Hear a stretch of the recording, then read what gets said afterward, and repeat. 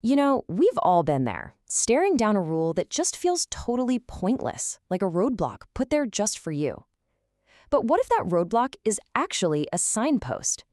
We're going to dig into that idea with a simple story about a student, a closed door, and a really powerful lesson about the systems that run our lives.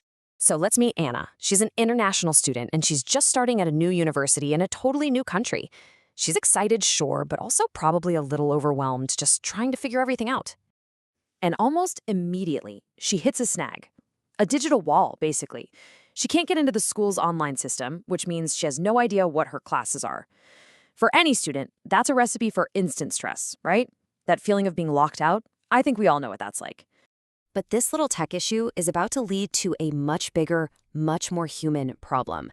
It all starts when a simple, everyday rule stands directly in her way. Okay, so let's get into the thick of it. For Anna, this isn't just some small hassle. It feels like a real crisis that she needs to solve, like right now. So she does what anyone would do. She rushes to the school office for help. But here's the thing. Timing is everything. The office closes for lunch at exactly noon. Anna gets there at 12:10. She's just 10 minutes late. But those 10 minutes, well, they're about to feel like an entire day. She walks in and, hey, she sees a staff member still there. But the very first thing she hears is that simple, polite, but totally firm sentence, "Sorry, the office is closed now." The door might be physically open, but for business, it's shut tight. And you can hear the desperation in her voice, can't you? From her point of view, it's just simple math. You're here, I'm here, this will literally take a minute.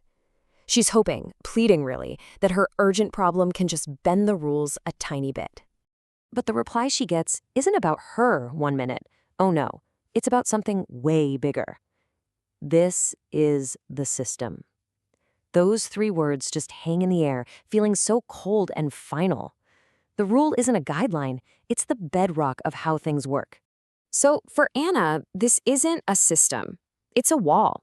A giant brick wall of rules that seems like it was built specifically to stop her right when she needs help the most. And her reaction, it's completely understandable, right? That initial worry just boils over into frustration and anger and even sadness. It feels personal, like she's being rejected not just by some abstract system, but by the person standing right in front of her. And this is the question just looping in her head. It's a plea for, a little common sense. I'm a student, you're here to help students, so why is this rule more important than helping me right now? From where she's standing, the whole thing feels completely backwards. But this story doesn't just end with frustration, because later on, a simple conversation changes, well, everything. This is the turning point where Anna starts seeing that wall not as a barrier, but as a structure.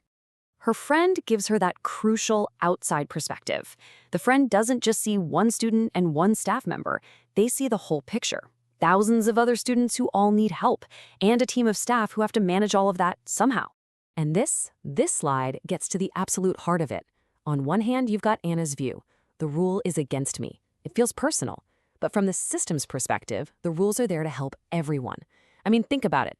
If the staff helps one person during their lunch break, why not 2 or 10? Pretty soon their break is gone, work gets backed up, and it's not fair to all the other students who are waiting and following the rules. It's all about fairness for the many. So this is what we mean by system. It's not just one annoying rule.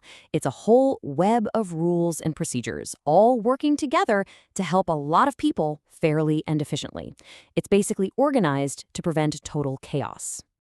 Okay, so with this brand new understanding, Anna decides to try again. But this time, she's not going to fight the system, she's going to work with it. And the difference is, well, it's night and day. And just look at how it plays out. It's so simple, it's almost funny.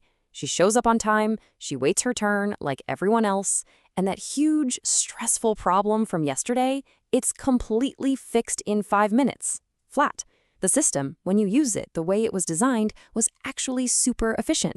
The anger, the sadness, it's all gone. And instead, she just feels calm. And more importantly, she gets it. She has that aha moment. The rules were never about stopping her. They were the structure that allowed her problem to be solved so quickly in the first place. So what's the big lesson here? First, a system isn't just one rule. It's a whole bunch of them working together. Second, they're designed for the group, for the many, not just for the one. But the biggest takeaway is probably this. Once you understand that, once you learn to work with the system, your own life can get a whole lot easier. And that leaves us with one last question for you to think about. From traffic lights to the checkout lines at the grocery store, our lives are full of these invisible systems. So the next time you bump up against a rule that feels frustrating, just take a second and ask, what's the bigger system here, and how is it actually trying to help?